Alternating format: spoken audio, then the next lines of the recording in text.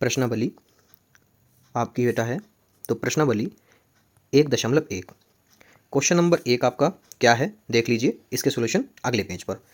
अब यहाँ पर पहला क्वेश्चन है, क्या नीचे दिए गए कथन सत्य हैं या असत्य हैं, कारण सहित उत्तर दीजिए। देखिए बच्चों, सही गलत की बात है तो मैं ऐसे ही बता दूं, पर यहाँ पर क्वेश्चन में लिखा है कि कारण सहित उत्तर भी दीजिए। इसके लिए हमें इसका अपना औचित्य भी देना होगा कि क्यों गलत है और क्यों सही है। तो पहले तो हम आपको बता दें कि कौन सा सही है और कौन सा गलत है, पहले आप निशान लगा लें। ठीक है, पहले वाला आपका गलत है। ठीक है, क्यों गलत है यहाँ पे अभी मैं लिख के बता दूंगा। दूसरा वाला है, प्रत्येक प्राकृतिक संख्या एक पूर्ण संख्या है, ये आपका सत्य है। क्यों सत्य है वो भी पता चल जाएगा अभी। प्रत्येक पूर्णांक एक पूर्ण संख्या है, तीसरा वाला ये भी आपका सत्य है। ठीक है, क्यों है अभी बता देंगे हम आपको। चौथा है, प्रत्येक परिमेय संख्या एक पूर्ण संख्या है, आपका ये भी असत्य है। पांचवा आपका है, प्रत्येक परिमेय संख्या एक पूर्ण संख्या है, ये आपका ये भी असत्य है। क्यों है ये भी पता चल जाएगा। छठा आपका है, प्रत्येक पूर्णांक एक परिमेय संख्या है, बिल्कुल ये सही है। अच्छा, अब कर लेते हैं बात क्यों है, ऐसा क्यों है कि ये सत्य है और ये असत्य है, ऐसा क्यों है आइए आपको बताते हैं। यहाँ पे पहले वाले का है असत्य। ठीक है, आप डालेंगे असत्य, कॉमा लगा लेंगे, कारण लिखेंगे क्योंकि। तो बच्चों आपको कारण भी लिखने हैं, तो कारण कैसे लिखेंगे देखो, पहले में आप लिखेंगे अगर फेयर पे कर रहे हो तो। ठीक है, पहले में आप लिख लेना नंबर 1 असत्य है। क्यों? क्योंकि शून्य पूर्ण संख्या है परंतु प्राकृतिक संख्या नहीं है, क्योंकि इसको आर्यभट्ट ने ज्ञात किया था, तो ये प्राकृतिक नहीं है। ठीक है, दूसरा है कि प्रत्येक प्राकृतिक संख्या एक पूर्ण संख्या है, तो यहाँ पे आप दूसरे में लिखेंगे सत्य है, क्योंकि पूर्ण संख्याओं के संग्रह में सभी प्राकृतिक संख्याएं होती हैं, इसलिए सत्य हो गया। ठीक है, अगला आपका हो जाएगा तीसरा जो है, प्रत्येक पूर्णांक एक पूर्ण संख्या होती है, तो आप डालेंगे असत्य। जैसे -2 या कोई भी संख्या जो है ऋणात्मक यानी माइनस में है, एक पूर्णांक संख्या नहीं होती, क्योंकि वो पूरी संख्या नहीं, क्योंकि वो क्या है, उधारी में है, ऋणात्मक है। तो चौथे वाले का क्वेश्चन है, प्रत्येक परिमेय संख्या एक पूर्ण संख्या है, तो इसमें आप डालेंगे असत्य। जैसे 1/2 परिमेय संख्या है, आपको पता है कोई भी बटे में अगर संख्या लिखी है, अगर धनात्मक है तो वो परिमेय संख्या होती, परंतु पूर्ण संख्या नहीं होती, क्योंकि बटे में हमेशा कोई भी आंसर होगा तो वो पॉइंट में ही आपका भागफल आता है। ठीक है, पांचवा है, प्रत्येक परिमेय संख्या एक पूर्णांक है, तो आप यहाँ पे लिखेंगे इसका आंसर असत्य, क्योंकि 1/2 परिमेय संख्या है परंतु पूर्णांक नहीं है। जैसे मैंने बताया कि इसका हमेशा जो भागफल है हमेशा आपका पूर्णांक व दशमलव में आएगा, जिस वजह से ये संख्या पूर्णांक नहीं होगी।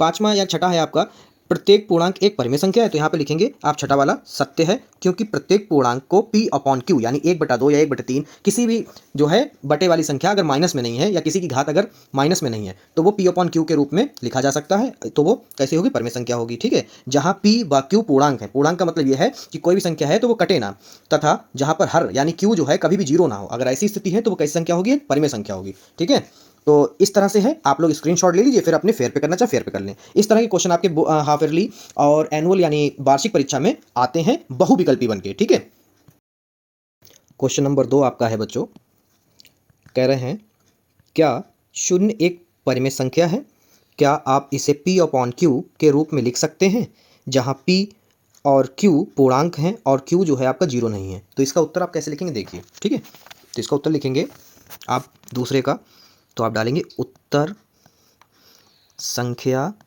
2। ठीक है, आप फेयर पे भी ऐसे ही करेंगे, फिर इसमें लिखेंगे हाँ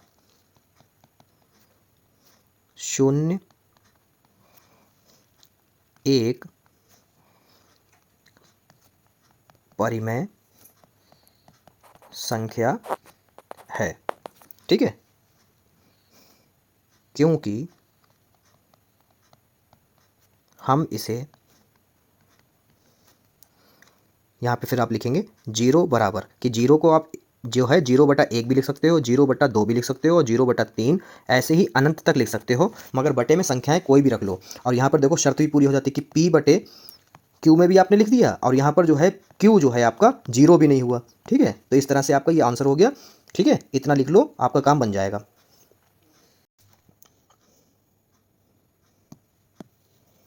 तीसरा क्वेश्चन है बच्चों आपका, तीसरे क्वेश्चन में आपको करना है कि 3/5 तथा 4/5 के मध्य 5 परिमेय संख्याएं ज्ञात कीजिए। ये आपका पिछली बार अर्धवार्षिक में 4 नंबर में पूछा गया था और इस बार वार्षिक परीक्षा में जो है ये 8 नंबर में क्वेश्चन पूछा गया। ठीक है, तो ये इंपॉर्टेंट क्वेश्चन है। ऐसे सवालों में आप क्या कर सकते हैं, देखो सबसे ईजी ट्रिक बताता हूँ, आप ऐसे सवालों में करिएगा। सबसे पहले तो डालिए आंसर या सोल्यूशन, ठीक है, जो आप डालना चाहें, फिर इसमें लिखेंगे कि 3/5 व 4/5 के मध्य 5 परिमेय संख्या ज्ञात करने के लिए। ठीक है, क्या होता है फार्मूला? एक होता है कि जितनी परिमेय संख्या निकालनी है उसमें n मान लो और उसमें 1 जोड़ दो। तो यहाँ पर आप चूंकि करके लिख दें कि आपके क्वेश्चन में कह रहा है कि n बराबर कितना है 5, 5 परिमेय संख्या निकालनी है। तो यहाँ पर आपका हो गया 5 + 1, ये हो गया आपका 6। क्या हो गया? 6। ठीक है, आप क्या करोगे? देखो ये तरीका कब लगेगा? ये तरीका जब लगेगा जब आपके बटा एक जैसे हों। ठीक है, हर आपके एक जैसे हों। ओके, तो फिर आप क्या करोगे कि 3/5 गुणे, अब 6 आया ना यहाँ पर, देखो 6 से क्या करो, 6 से गुणा ऊपर भी और 6 से गुणा नीचे भी। तो क्या होगा? 3 छाक 18 और 5 छक्का 30। ठीक है, वाह। दूसरा क्या है?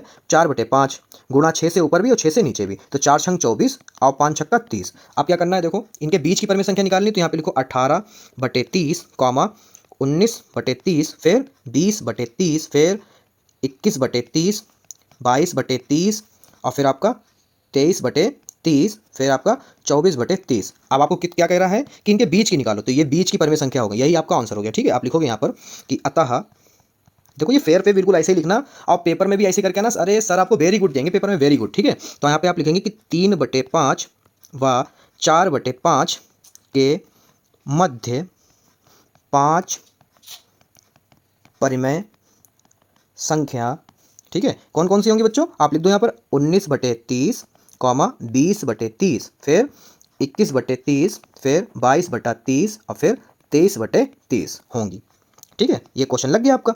कब लगेगा ये ट्रिक? जब लगेगी जब बटा एक जैसे हो। ठीक है, जैसे 5 था हर में, इधर भी 5 था हर में, तब ये ट्रिक लगेगी। अभी आप लोग देख लो, स्क्रीनशॉट ले लो और मस्ती से अपने पेपर पे करके आना, और फेयर पे भी ऐसे कर लो, आपको सर गुड देंगे। ठीक है, तो इस प्रश्नावली का अंतिम सवाल क्या है? देखो 3 तथा 4 के मध्य 6 परिमेय संख्याएं ज्ञात कीजिए। ठीक है, तो इस क्वेश्चन को आप कैसे लगाओगे? देखो बच्चों, पहली संख्या क्या है? 3। तो यहाँ पे लिखो, सॉल्यूशन डाल लो ऐसे।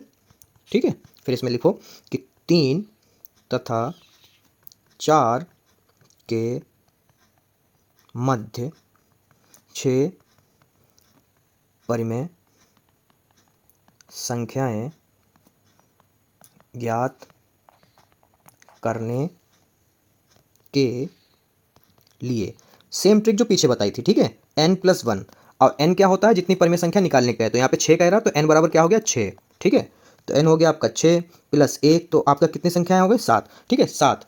अब यहाँ पर क्या करना है? देखो संख्या जो आपको 2 दे रखी है उसको लिखो। 3 बटे में कुछ नहीं तो 1 है, गुणे में 7 से गुणा ऊपर और 7 से गुणा नीचे। ठीक है, फिर क्या हो गया? 7 × 21 और 7 × 7, तथा दूसरी संख्या क्या है? 4 बटे में कुछ नहीं तो 1 है। अब ये ट्रिक क्यों लगा रहे हैं यहाँ पर? क्योंकि इन दोनों के बटे एक जैसे हैं। ठीक है, बटे में कुछ नहीं मतलब 1 है। तो यहाँ भी 7 से गुणा ऊपर और 7 से गुणा नीचे। ठीक है, तो इधर हो जाएगा 7 चक्कू 28 और 7 एकम 7। ठीक है, फिर यहाँ पे आप लिखेंगे आगे कि यहाँ पर संख्या हो जाएंगी 21/7 कॉमा 22/7, फिर आपका हो जाएगा 23/7, 24/7, 25/7, 26/7 और यहाँ पर 27/7 और फिर 28/7। अब जो कि आपको बीच की परिमेय संख्या निकालनी, तो बीच के लिए क्या होता है? 21 और 28 के पीछे, 21 के बाद की और 28 के पीछे की जितनी भी संख्या है वो क्या होंगी? आपकी परिमेय संख्या होंगी। कैसी? जो आपके निकालने। अब इसको लिखो कैसे? यहाँ पे लिखोगे आप अतः 3 तथा, देखो पूरे नंबर चाहिए और फेयर पे चाहिए गुड, तो इसलिए आपको पूरा सही से लिखना आना चाहिए। 3 तथा 4 के मध्य 6 परिमेय संख्याएं कौन कौन सी हो जाएंगी बच्चों? एक तो हो जाएगी आपकी 22।